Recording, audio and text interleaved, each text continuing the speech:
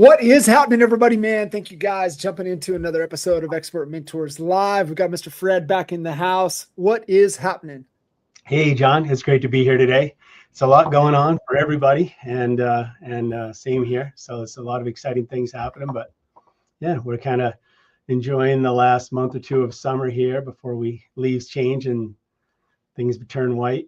Yeah, this is my my second full year of getting to truly experience all 4 seasons, and so it is kind of magical, right? Like when you truly, up here in our neck of the woods, to where you get to have the true 4 seasons, and it feels like Oklahoma, Texas, yeah, you get them, but you get them for like a day, Right.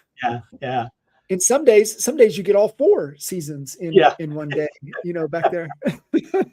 Yeah. So I used to, when I first met you, I would be, talking to you weekly, and I'm like, your weather, like, yeah, you were crossing this morning it was 28, and now it's 96, and then tomorrow it's like, something else. So I we always have this thing up here, like, you don't like the weather in New England, just wait an hour and it'll change. But you guys really had that going down in Lawton for sure. Yeah, it is. It's pretty wild. So, Fred, I'm excited to have you back on and being able to jump in, which is kind of cool because you can kind of trace the journey right through the episodes over the years, and being able to have you here on kind of the Expert Mentors platform where we kind of teach through things. I know you and I've had some really great conversations. I mean, so many interesting points and experiences in your journey of career prior to real estate is really remarkable, and there's so much there that can be learned on a global scale, which aligns right in beautifully with the EXP model, especially if you can get your head out of kind of the local market and being able to expand and being able to see things on a global scale, like you've been able to see and experience is really awesome. But when we look at kind of the path of your real estate career and journey of where it's at, and it's not for a lack of effort, because I feel we've tried everything, maybe not everything, but we've tried an awful lot of stuff to get some traction and get going in the market. But I love how you really break down, and I'll let you unpack it and unpack the market. Sure. But when we look at kind of the distinction between, your market and what we're breaking into, because every market has a phase or a segment of the market, if you will, of luxury. And I think the Luxury Institute looks at luxury as the top 10% in any market. So some markets, luxury might kick in at 500. Some markets, it might not kick in until 2 million. I think here in Pittsburgh, I think it's luxury kicks in around 900. I think is kind of where that is. So knowing what that is and knowing what that segment of your market, but you like to look at and have kind of coined your market as a legacy market. And how do you battle through legacy conditions to tap into the luxury segment? And I think that might be a good jumping point, Fred, is for you to just break down what that means. What is a legacy market? And obviously we understand the luxury segment, but what does kind of the words mean when you think about what your market really is? Yeah, it's a great question. Just quickly, I'll touch on when we got into residential real estate, Elaine and I, some of you know Elaine, she's my business partner and spouse, and we knew going in that we would, we needed to learn a lot, and so we've been on that journey. We also knew pretty swiftly that as a 2-person team, maybe we'll add some support mechanisms in it, but we knew that we needed to scale something, right? Because to get to the revenue and the return on time investment, and here in our region, the thing you look at is scale the price. Because so many neighboring towns have, very high median prices. And so to answer your question, like we have Portsmouth the town that I live in is probably a median's just under $1 million. The town next to us, Rye, the median's 1.3. The town next to that is Newcastle, and the median's in the, pretty close to 1.9 or 2.2 in that range. Changes, So we knew that we wanted to get into that business, and we knew we needed to get good at our craft before we stepped into that business. So we got to that place. But then what you see, in markets like big city markets, Dallas, Boston, Chicago, Atlanta, the transient luxury market is high. Like people are moving in and moving out, and you come up to a small coastal community like this, and money's not, people aren't moving in and out as fast. And so, but there's still beautiful, high priced homes. And what we see when I say legacy market is just that the legacy companies that we all know, the Sotheby's and to a certain degree Compass and Christie's and others have a foothold in that market because the changes aren't happening rapidly. They're not happening rapidly, and they get a foothold. And so I started thinking, well, if I was 20 and come out 25 and coming into this market, I would play the long game, right? But we're at a different time in our career, and we want to be able to penetrate that market more swiftly. And so we had to kind of think about how we would approach that. And the very first thing that I, migrated towards was, Elaine and I migrated towards was creating a brand. And that's not my name. Mm-hmm. And that's really, to me, that's really important, because if I'm building a brand around my name, which you do concurrently, right? You have a brand and you can build your reputation around that brand. But if the brand is just Fred Butts, then I have 10 years of work ahead of me to really build a brand, right? But if I build a brand that feels luxury and sounds luxury and looks luxury, well, then there's going to be some people that will feel they'll be comfortable with the visual, the aesthetic of the brand, and then mix in Elaine and I and our concierge type services, and we can penetrate that market more quickly on a brand name versus my name. And that was a big decision. We knew that going in. We've always been big proponents of building a brand versus versus not building a brand, and in all our past efforts. So no, I love that. And when you look at moats that we want to establish and put around our business, and moats are meant to be disrupted. That's why we're always paying attention. We're looking to where the moat and the opportunity, and we want to make it as wide and deep as possible as we can around our business. And you listen to folks that look at brand, focus on brand, not only for themselves, but their clientele at a very high level, the Gary V's, the Alex Hermosis of the world. And they both have been on record stating what they believe as the final moat for our business before it's disrupted completely. The final moat around our business will always be brand. Yeah. And I think understanding the one thing that will outlast most of us and most of our businesses is that brand, and nailing that. How do you balance, Fred, because the one business we're all in is I'm in the John Kitchen's business. You're in the Fred Butts business.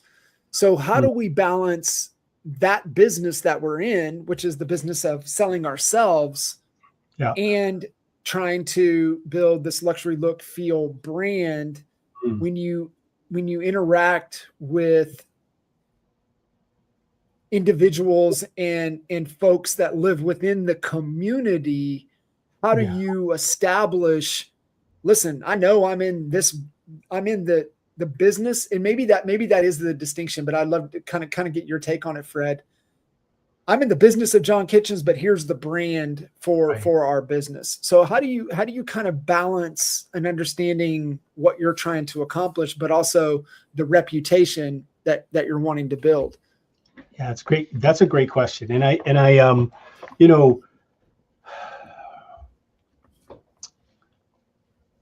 we've talked in the past about one of my past businesses, this apparel sourcing company, and I'll use that as an example. We That's were a great one. early in our bootstrap startup process, but I had created enough infrastructure and appearance around the brand. I knew what I was capable of. I was completely Yeah. confident about that, right? But I needed to get in the door. And so I created that environment, that visual, that aesthetic, that everything around it. And we got into this one door early on in our growth of our company, very early. And that ended up being our single largest customer for the whole tenure of our company's existence. And so here, it's not one or the other. It's really, to me, they move in parallel. The brand gets you in the door, because think about this, how am I going to scale Fred Butts and what he stands for? And I can't stand up in the middle of the room and grab a microphone and, unless it's my event, and start talking about myself. But I can market the brand all around, and I can allow that brand to feel luxury. It's not impossible, but it's to me, two things. I think one is building a brand like this allows the brand to take on its own life, its own persona. And then as soon as we're in the door, it's Elaine and I. We represent we're the face of the brand. And so you build them concurrently. And the other part, is that you can't sell your name. I can't be like, I'm not going to finish this real estate part of my journey and be like, hey, would you like to buy the Fred Butts real estate business? Yeah, you can. Maybe you're going to buy the accounts or the database, but it's very different than if you have something that is its own entity. And people in the area, when they say, hey, who would you recommend to help sell my house? And they say Arch and Pillar. Maybe they'll say Fred Butts. That's fine. Elaine and Fred, that's great too.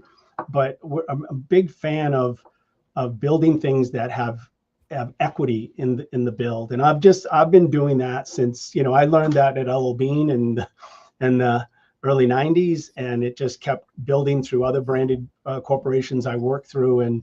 And so even in real estate, I knew that building a brand for us was going to be the play. I think we need to get in, that helps us get in the room.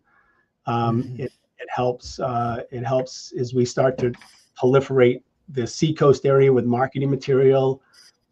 It's the icon is really unique. It's all the right visual. It's trying to establish that. So they run concurrently to us. They run alongside each other. Yeah. And how does, how well is it adopted quicker with that brand versus your name? What is the market, the legacy market, absorb faster? I think this is a great question. Listen, if we just wanted to go sign on with Sotheby's, then we have the brand name. We can skip all the create the brand. It can be the Fred and Elaine group. We can call it almost whatever we want under Sotheby's. Sotheby's is our ticket to entry. But if we're not with a legacy company, then you have to think, am I really going to penetrate this clientele with my name? They don't know anything about that name. But if you create a company that has a very professional appearance, the website's right, the everything within it is you're sweating every detail. You're not looking past these little things. Everything matters. Then you create this persona. Maybe the person that meets me at an event, they get to know me, and but maybe they hand my card off to someone that didn't meet me at an event. That person's going to go directly to the website or to my YouTube channel or to something else. And so I think that the brand gives the opportunity to market yourself and across your region, in our greater Seacoast, let's call it, in a way that would be very difficult going after this market as just a name, And listen, maybe in 10 years, after we've really taken a big chunk of this market is our goal, then we can concurrently fly the brand with our pictures and, other things, and people are going to, but if you're starting out, in my humble opinion, there's a bunch of things you can do. Like EXP Luxury has a fantastic program that helps you understand the various ways you can penetrate luxury markets. And there are a lot of great steps, but I think that for us, building the brand is a critical part of it. So I love it. So when you start establishing, and we're starting with the brand, being able to get in, become awareness, top of mind, top of funnel, they've got to get some grasp of you, and you're focused on that. You're introducing how within, and I love keeping the theme of a legacy market, right? Yeah. Of people that are used to, Sally over at XYZ legacy company. She's been here for 50 years, right? She's the 80-year-old still showing properties. What is, when the market is dominated with the old legacy agents, how do you start to execute on the marketing to penetrate the marketing's mind share?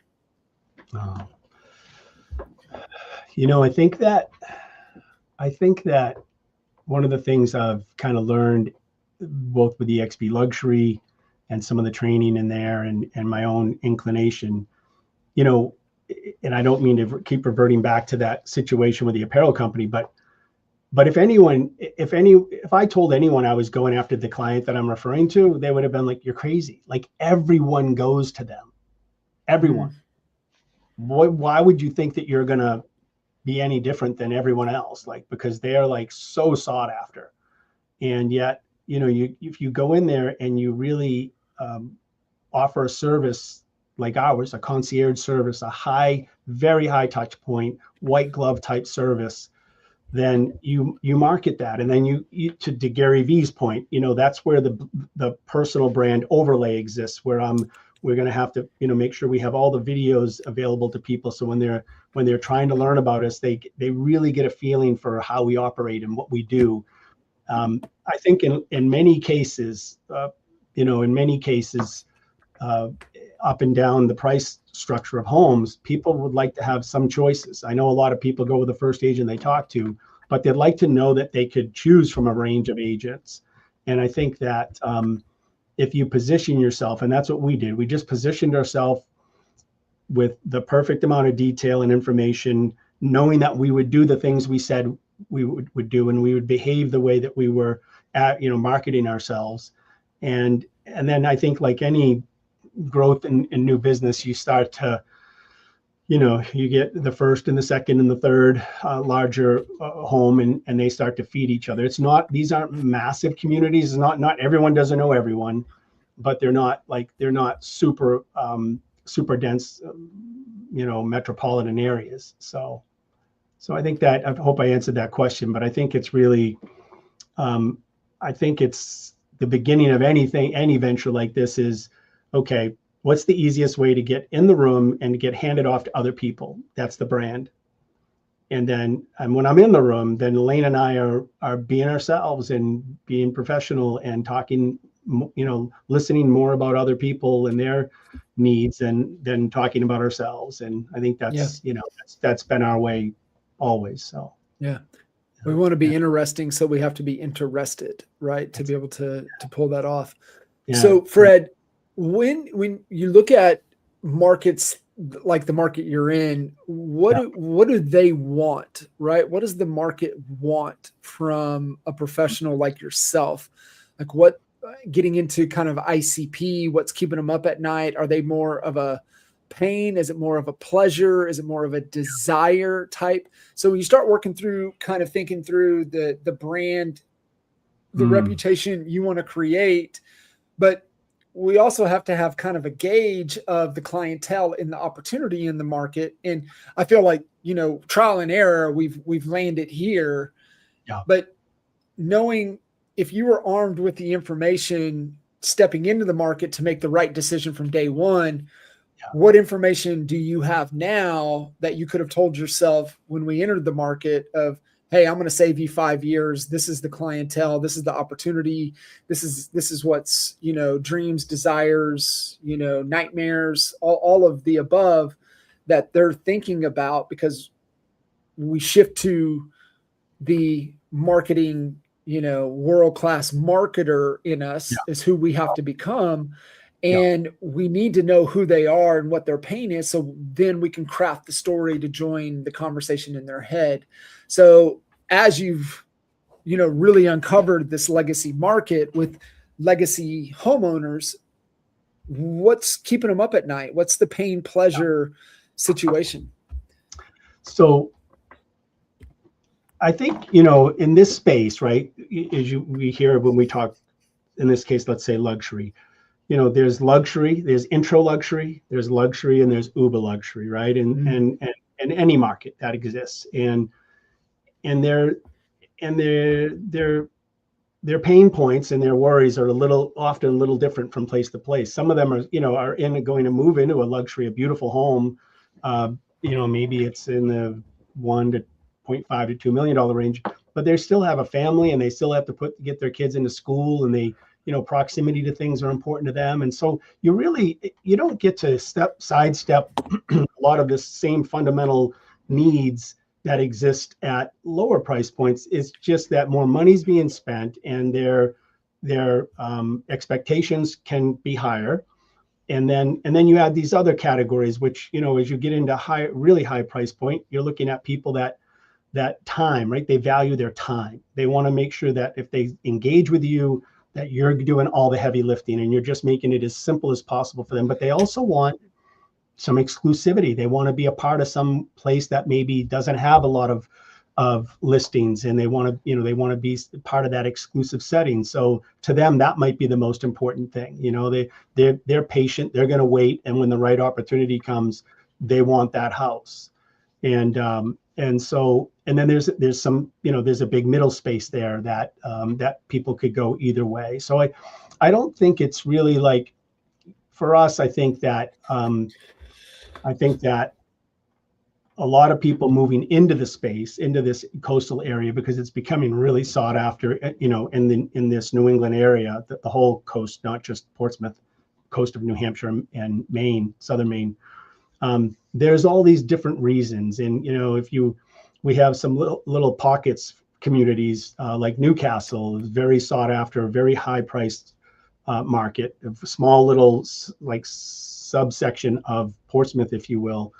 Newcastle's very expensive and it's very exclusive. And there's like Cape Nettic up in York has the same kind of like micro setting of homes right on the coast of Maine on the rocks, and they're near a lighthouse. And those are very, very sought after homes. Sometimes homes in those areas stay in the family for, decades, if not, up to, even up to 100 years sometimes. So there's all these different categories. And I don't think, I think that it's my experience that all of them have slightly different needs. It just really, but when you get into the more really the high price point, they're looking for something very specific. And it could be a dream. It could be a dream to be on the coast for sure. Same thing applies. Like we have had clients that are looking for a dream house on lakes, because we have a incredible lakefront access here within 1 hour of our home. There's a massive amount of some of the country's most beautiful lakes, and people want to be on those lakes, and those are often very aspirational. I can see my family being growing up on a lake and having access to that. So it can go either way. Yeah, that's it really is fascinating you get into certain price points. I mean, there's always an element of pain, but for the most part, when you get into the higher end, more affluent, more elite type markets, right? I think you're spot on, right? They want differentiation. They want who's representing them matters, right? It's the prestige. And if you can sprinkle in a little bit of exclusivity in there, and that's hard for some people. So the reason, kind of asking and getting clear on these questions, because it really comes down to, the most important job for us as marketers is to really then be thinking about, okay, what's my offer to this type of market? So what is the value proposition that I'm going to offer them? But more importantly, what am I offering that they want? What am I offering that they might not need or think they need, right? We know it's important. That's the broccoli, but they want to buy the chocolate. So in our offer, what's the chocolate? And obviously we know doing the right thing, positioning, everything to position their home in the best possible light, to drive as many eyeballs, people through the door, supply and demand, all of the above. But in their mind, when you're crafting and thinking and working on the offer to a legacy market, knowing their wants, their needs, kind of analysis, what's keeping them up at night, what are their dreams and desires, and you start to craft it, how do you take into consideration, the chocolate that'll hook them, and then the actual broccoli that's going to solve what they're trying to solve? How do you think about the offer to a legacy market? Yeah. I think that's a great question. When we look at a legacy market, it's kind of, any company, I think any company providing any service has multiple offers, right? And you tailor your offer to this, we'll call it like a micro niche. So, okay, if people want to be in Newcastle or Cape Nettic, well, then the offer to them is exclusivity and discretion. Those are the two things that are important to them. And so we want to double down on that part of the process. And those folks assume that you're going to carry the weight and you're going to provide the right service. But we always make sure they understand that, and we then we get in, when we get into it, we over deliver. Like, we deliver such a high level of analysis and project management and everything that comes with it that most people that we've provided services for have kind of just shaken their head and said, wow, like, we've never had that level of involvement. And so through that, we've been able to really pleasantly surprise people by over delivering on something we said we were going to do, but really doing it, and maybe them not understanding what it really looked like until it was happening. So it's so good. Yeah, it is. And it's the whole thing. I love I'm not a fan of under promise, over deliver. I am a fan of over promise and over deliver. Right. So how do you structure it enough? And it's like you said, you're talking to the clients. I remember Leanne was running into some difficult clients, and she was just bouncing some things off of colleagues, and they're like, "You do what? Yeah, we don't do that. We don't do that. We don't do that." And her and I were having the conversation, and I'm like, "That's why you keep doing it." Yeah, because in her mind, her peers, they're not doing it. But then I'm like, "Did you go look at their numbers? Like, look at their numbers. Look at what they're doing." And are they doing more business than you by doing half of the work as you? And she goes, "No, I'm smoking them all." And I'm like, "I know, because you're doing the things that they're not willing to do." And so what's critical? I love, so the exclusivity and the discretion, I love that. But how do you get word out on the street that you operate with exclusivity and with discretion? How do you let the market know that that's how we operate? Right. Those are, it's possible to market those through materials, and through, and by social media and the type of content you put in your social media. You can create a sense of exclusivity by doing that. And I think that's important. I think that it's one of the pillars of what we'll do will be our social media content, which is we're forming now as we speak. And what does that look like? Well, it means that we'll have more things on our social media that speak to the luxury market, whether that's articles from the Robb Report, or whether that's auction information from Christie's, or things that will attract people and help them understand that, that we understand uniqueness, and then we understand the value of exclusivity, and so you start to create that sense about the brand and about what we offer for services. And then, of course, when you're in the room, and I know we're going to talk about that in a little bit, but when you're in the room and how you present yourself, and as we start to have more events, it's also important how you present yourself. If is a fine line, but if you present yourself as the company that sold 400 homes this year, well, you're not probably an exclusive company. So it's a very fine line. You want to sell a lot of homes, right? As many as our team can support, but you want to sell the homes or buy the homes for the right clients in the right places with the right actions and benefits. And if you do that, then the brand you build is about that. It's not about 400 homes. So people may be doing that, and that's great. That's just not the business that we're trying to build. Yeah. I think it's bigger ticket. Yeah. A lot deeper, more hands-on. Therefore, my next question, as kind of keeping the marketing theme before we shift into the avenues to be able to make this happen, you get into now kind of the conversation on really the only business metric we have control over, which is pricing.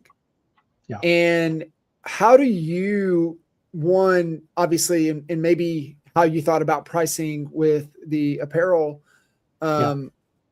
company, as how do you think about pricing as we move into luxury market inside of, a luxury segment inside of a legacy market?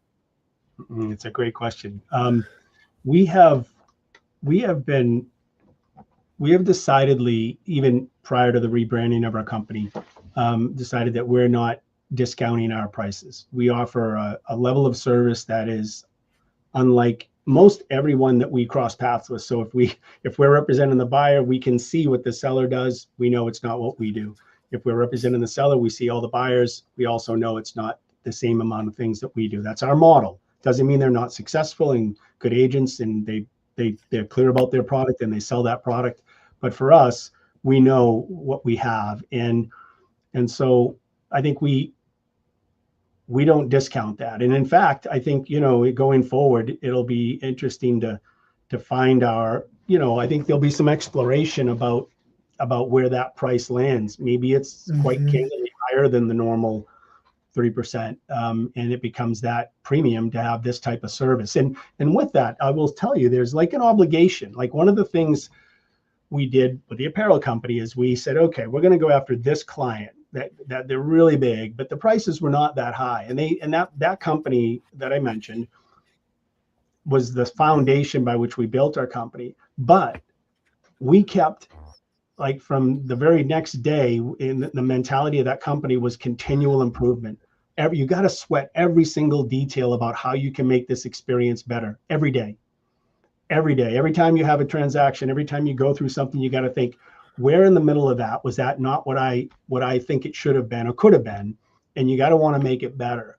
And if you keep doing that, if you keep doing that, then you reserve the right to be paid for those types of services, and I think that there'll be a discovery in our space about what that price will look like as we go into the higher price points. So yeah, I think it's really looking at where breaking down the fundamentals of pricing, and when you play in a more, like you said, exclusive discretion, more affluent, higher price point market, there is a little bit of a balance there to where you charge a fair price for the amount of work that you're willing to do, and truly the result that they're going to get.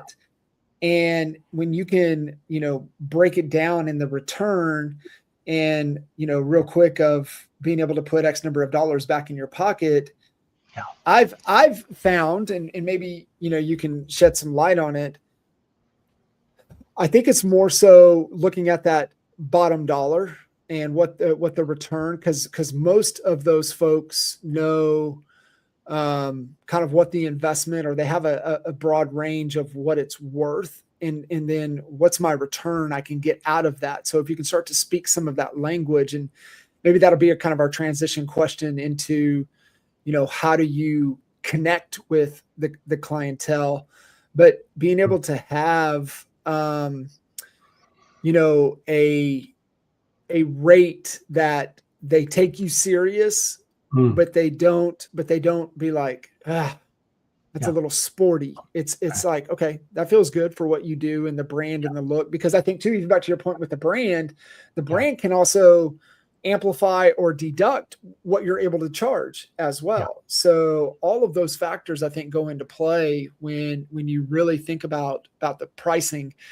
And in your market for what you do, when you overpromise and overdeliver, in my mind, in a legacy market, you can definitely charge a premium versus, and to your point, man, you don't want to play the discount game, because that's just a race to the bottom. And we always joke, I mean, somebody will always do it cheaper. There's somebody out there that would do it for free.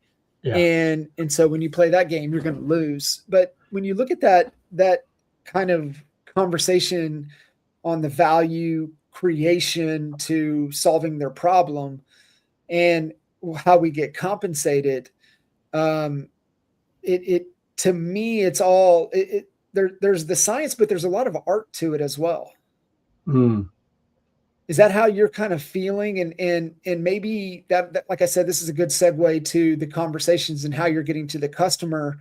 Do you get a good feel for what they want by just having more conversations than anybody else in the marketplace? Yeah, I mean, it always comes back to conversations, and I'll just touch quickly on that price conversation. One of the things that we are to a fault sometimes is we're fair. We're fair. Elaine and I just are fair. That's in our DNA, and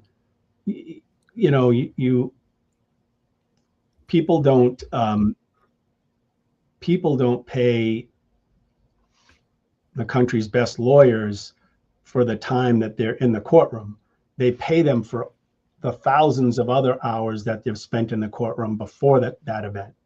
That's what you're paying for, right? Yeah. And so I just say, like, on the price side of things, like, we have had a buyer that came to us and said, we like this house, would like to buy it. Well, that's different. There's no search involved, right? This is the house. And so we offer, we are always fair in those moments, I guess I would say. But as we, sometimes it's case to case, because some of these large properties can have extremely heavy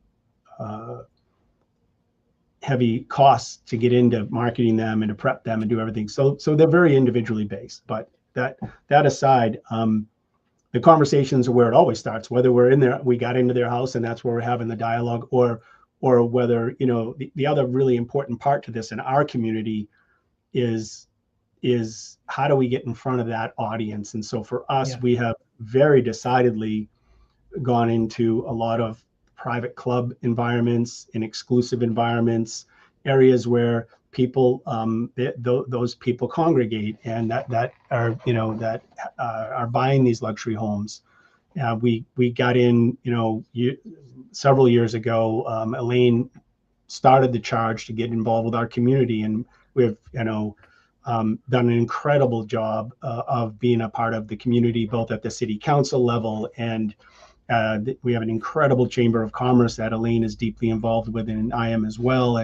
And so you start to conduct yourself and the integrity of who you are in all of those environments. And then you get into these private room, I say private, but private clubs and other things. And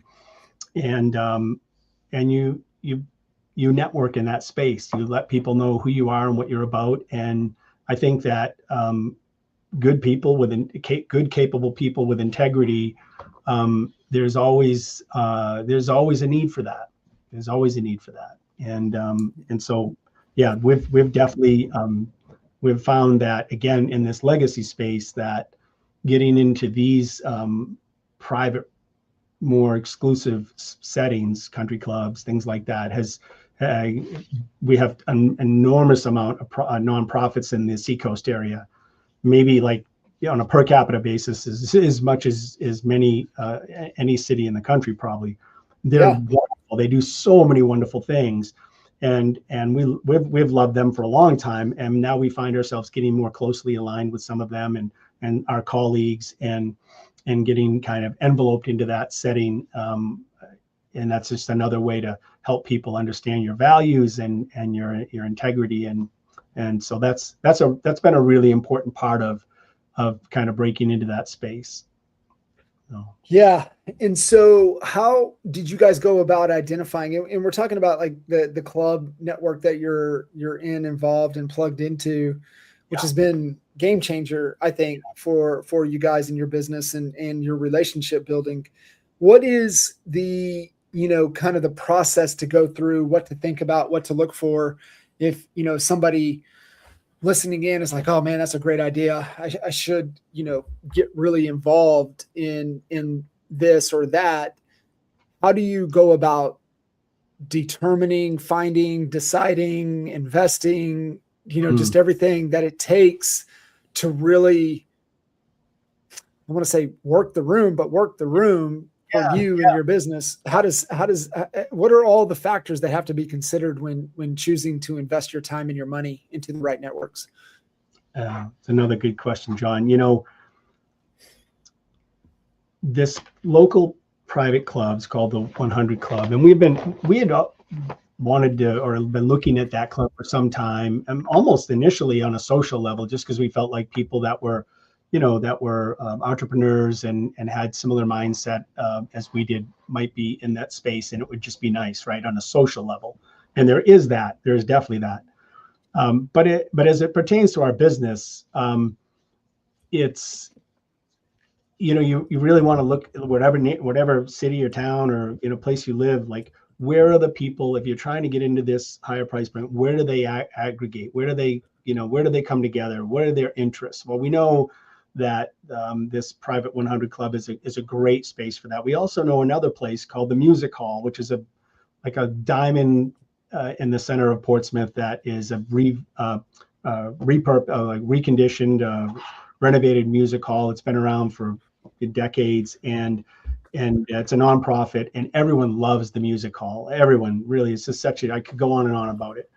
So there's a little directors club you can be a part of in that, as a donation to the music hall, and you get to be part of these events that they have on a monthly basis. Well, it turns out a lot of the people at those events are at the 100 Club, and those people at the 100 Club and at the music hall, well, they also are at the gala auctions for a lot of the nonprofits, and so you want to be at some of those events. And they're at the Habitat for Humanity golf event that was just last week that I was at, and so you just start to see people from place to place to place, and you don't meet them all at once, right? You see them, you might have seen them 10 times, but eventually they're like, oh, I've seen you at a few places, and you get to chat with them, and then that's the opportunity to let them see the authenticity of who you are, like the reality of who you are. And I think that's where, our intentions at the end of the day, albeit to sell in the luxury market, our intentions are to help people solve problems. Really, that's the intention. We choose to do it at a higher level because we think it aligns with our professional background and our demeanor and the way we approach things. But at the end of the day, we're trying to help them solve problems, whatever that problem is that they have that revolves around real estate. We're trying to be their source for that. And I think that we both, Elaine and I, authentically exude that when we talk to people. So, yeah, I would agree. And how do you guys think about like getting into from a networking side of things, and somebody's listening in and like, okay, cool. I would love to do that. Right. I'd love to go in and connect and network, but how do you have a balance spread in the room to where you're coming in, creating and adding value, and not just being a dang old vacuum cleaner and trying to be a taker and suck up all the energy out of the room. How do you dance in that room to where you become a little mysterious, you become, interesting. Obviously being interested makes you interesting, but like, how do you dance in those type of rooms to where people will want to gravitate to you and not run away from you? That's such a good question. I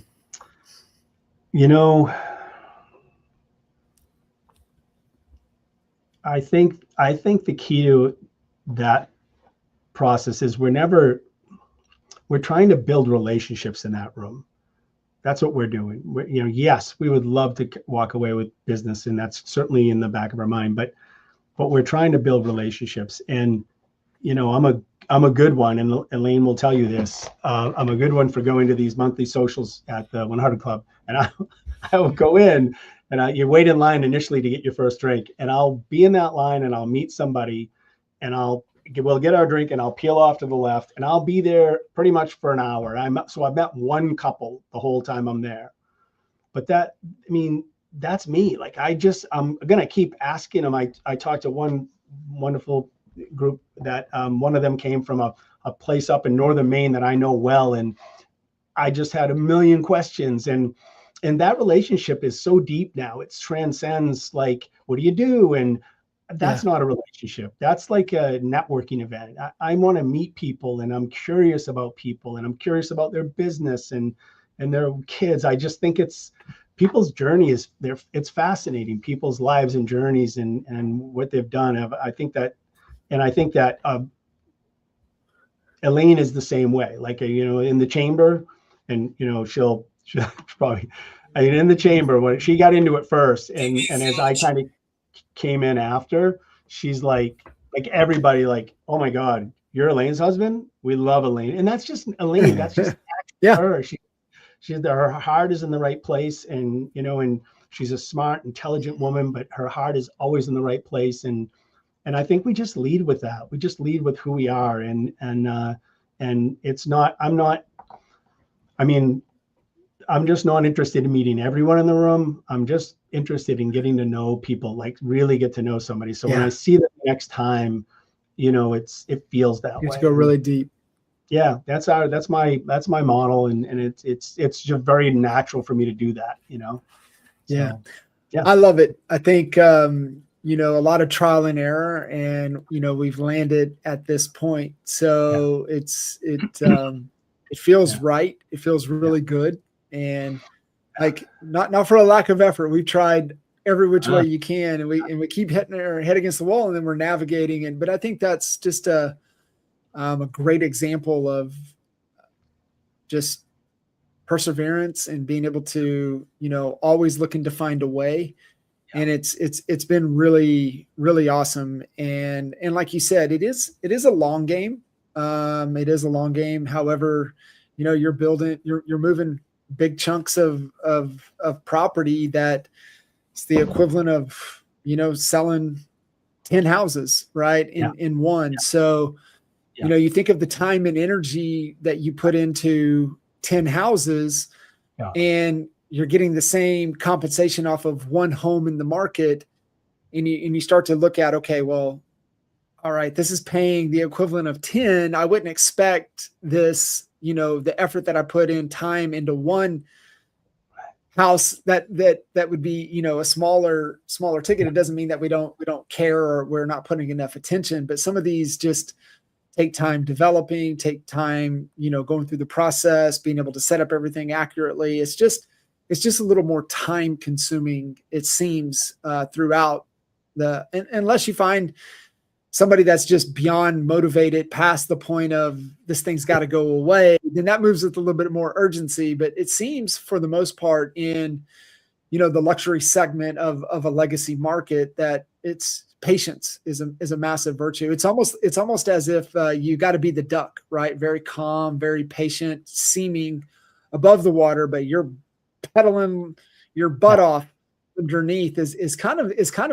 maybe the the way I see and think about working with high net worth individuals that don't have this has to happen yesterday. I think you're right on the money. I think that the one thing that, even if you are paddling like heck under the water, you're right about that. They need to see calm, collected individual that is not flustered by things and stays in control of the situation. And that's not, that needs to truly be how you act in these moments, because, even though, like, let's make no mistake, even though the prices go up, the propensity for emotion and ego does not go down, right? They still play a very large role in this. And so, and sometimes an even larger role. And so managing the soft skill of being able to manage that and help, especially when you get into people, more affluent individuals that have experienced more and moved in these spaces more, being able to direct them and advise them in their own best interest is not always easy. So I think that's also something that, that is a really important skill, especially as the market starts to do things like it's doing now, So, It's so good, Fred. It's remarkable. And just your grit and determination and just the commitment to figure it out and, trial and error and trying, this approach on and like, nope, backing out of it and kind of leaning in another way. It really is pretty awesome to see, kind of trying to figure out where the puck is in your market. Yeah. Thank you. I first thank you, because you've been with me since I started. Elaine and I both, thank you. Just always having a sounding board, because it's just, so much, and just appreciate that. And I think, it came right down to this question. Like we'd have lower price point homes, wonderful people, dear friends, like for maybe many of them forever, like they're just part of our family almost, or we're part of theirs. But I learned something quick about myself. Like, I can't do this any other way but the way I do it. I can't not pay a lot of attention to detail. I can't let things slide when it's someone's livelihood. It's not my money that's at stake, it's their money that's at stake. And I'm not judging anyone else for how they approach it, but it's just the only way I know how to do it. And so I knew I needed to, early on, became obvious. The only thing I could scale was the price of the home. I'm not terribly interested in building a 20-person, 30-person team. That happened in other parts of my life, and it's not what we're looking to do now, for now. But yeah, I think this opportunity here, it's all around us, and I think we have a great opportunity. Elaine's been a rock star rebranding the company and getting everything squared away, and it's going to be exciting now. We got a lot of work ahead of us, but we're pretty pumped up. So yeah, it's like what we talked about earlier, right? That interesting challenge with the productive plan. Yeah, I wrote that big asterisk. I'm like, keep looking at the plan. So that's it. Focused action on your productive plan within your interesting challenge is it's the secret sauce of flow. And we come in and out of it, and I know there were points, right, where we were frustrated. It's because our thinking or our skill set wasn't in alignment to the challenge in the market ahead. And I feel you've done all of the work to be able to get it to that point. So it's really exciting to see, feels like we're in our lane. Now it's just cash conversion cycle, right? Now it's just a time. Right. Yeah. A couple, like it's that we're at that stage now where I think that you mentioned it, 1, 2, or 3 of these launches us into this space in a very strong way. I think that we're super excited for that. So, so good. Fred, how can folks get connected with you? How can they check out the new brand? Where do they need to go? Yeah. So the website is archandpillargroup.com, all one word. And my email address is fred@archandpillargroup.com. And there's Elaine@archandpillargroup.com. We are on under that same, everything's dialed in. So you'll find us on Facebook, LinkedIn, YouTube. We'll start to see a lot of video presence, which is not there yet, but will be a lot more video presence on YouTube. And yeah, please reach out if there's any questions we can answer for sure. So I love it. And you know, it's the, you know, a lot of trial and error and a lot of frustration. A lot of people give up, or they lean in and they choose whatever's easy in there, and not continuing to push to get to the type of business that they want, the type of business that they want to build. And you just knew, like you said, you know, I don't want to have 20 people. I want to have to where I can make more, do less, meaning less transactions, make more money. You know, just at a season of our life that's important to us, and navigating and figuring that out, but building a brand that aligns to the demands and the desires of the marketplace. I love that has always been your starting point, is really nailing the brand, and just appreciate how you carried that over from your previous, you know, profession, and how important it was to establish that, and doing the same thing here within this legacy market. Yeah. I'll tell you just quickly, you know, when we did, anytime you rebrand and you're doing something like this, you know, I'm a deep analysis guy. So I've got like spreadsheets upon spreadsheets of names. And Elaine just kind of came into my office. She's like, maybe you should be something like a part of the house. And, you know, like, I think she said archway first. And I was like, oh, that's interesting, you know? And so it was her baby really to start, right? And then I moved it into arch and pillar, and we worked through it. But that brand, it really does mean something. And I say that, like, we gave out our new cards over the last week. Every single time I gave that card, they're like, that's a great name. Like, they didn't say that before. They looked at it and they're like, that's a great name. Like, you know, and so it's just building that thing that feels like, oh, you can have a name like that if you just started. Like, you've got to be, you know, you're building that image right from the giddy up. And I think we can lean into that. It's not everything, but it's a part of it, you know? So, So good. So good, Fred. It's been awesome, and excited for, you know, kind of stepping into the future and really nailing the things that you spend a lot of time, you know, working through. I mean, it seems like this whole year really, you know, really coming to this point.